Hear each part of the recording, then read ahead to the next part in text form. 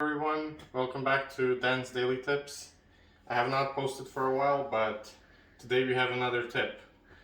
And it's gonna be the installation of transition molding, where you have two different floors and you have to make a nice transition. So we have already prepared some of the prep work before. So there was a gap between the floors, but this transition will cover it. So I've just cut these little strips from scraps and just to fill in and level out the floor, because we will be installing this U-channel in order for the transition strip to clamp onto there or just kind of connect and fasten to the floor. So this is the type of transition channel we have. You might be having a different, this could be metal, or maybe you have like a custom one or a wooden one, so you would just directly nail it onto your floor and finish off the nail holes. But this is like a vinyl plastic type of transition. So technically this is what we are trying to achieve, something like that, this type of finish where you don't see any gaps in anything. So, and here we have the situation where we have a corridor and we have our living room here. So we also will be joining two of them because we couldn't get it long enough to extend all the way onto, like, unfortunately, like 20 inches. But yeah, we will be cutting it in half, or cutting it in here on this line where the middle of this wall is. Or if you want, like, we could do it in here and on this line. So yeah, and also don't forget where you have, like in our case, we have a trim here. So I will show you a trick how to measure your angle, like this angle. Just, grab any kind of scrap piece if the angle is not big. So all you have to do is just place it onto the surface which you will be basing your line off, pretty much, and line it up here where you make like a 90 degrees or tight, like make it tight to the side where it's gonna be covering, and just make your line like that. And when we cut it, it will be nice and flush, nice and tight onto that trim. So in our situation, I had to remove some of the baseboards in order to access the back and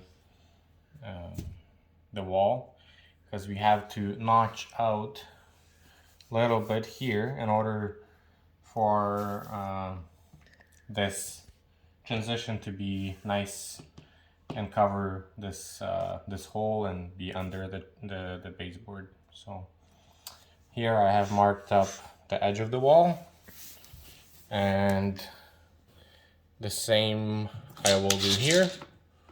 I'm just gonna mark the edge here, and with my 90-degree square, or just like this, just a sec, like that, I can mark it up where I need to cut. So this will go out of here. I need to remove this. Yeah. So it all fits. Our cut has been done properly. So now what you want to do is you want to cut, like, see where you're gonna be installing your U-channel. So I have marked up for myself like these two lines here, and then I moved it away a little bit and I marked up the same two lines on this side, because this is pretty crucial to me, because if I'm gonna butt it like this, then I'm gonna have a gap here. So I have to install my U-channel exactly in this spot. Okay, so here I'll grab the construction screws and I'm gonna proceed by screwing in one screw here. Whoops. As you can see, quite difficult to drill in this type of floor. Want me to hold it?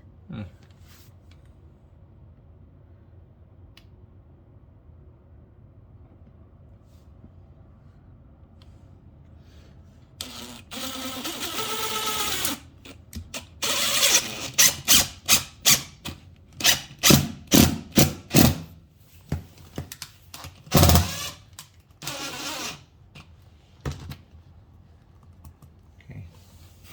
Hopefully that should be good. Okay, and I'm gonna do the same for the other side.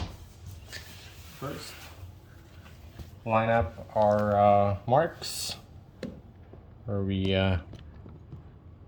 have them here, and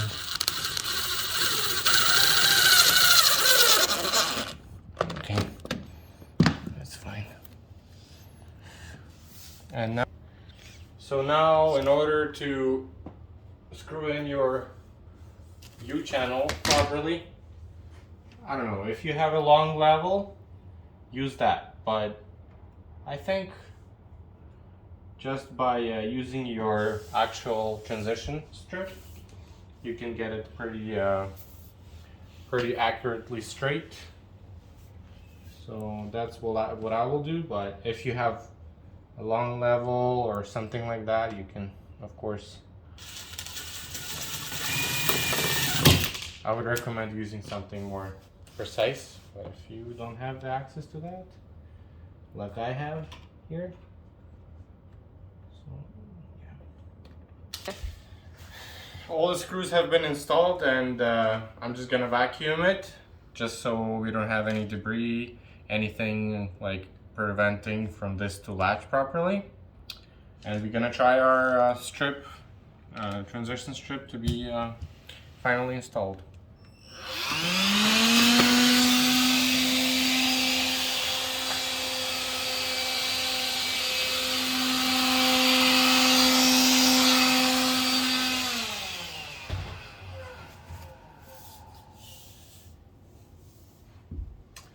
Okay.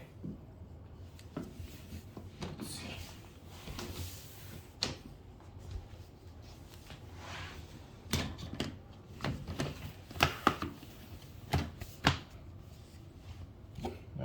As you can see in our case, I'm just pressing on this.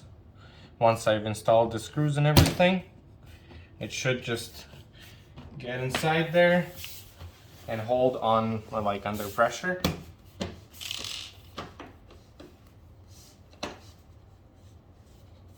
And that's it. That's how you install a transition strip.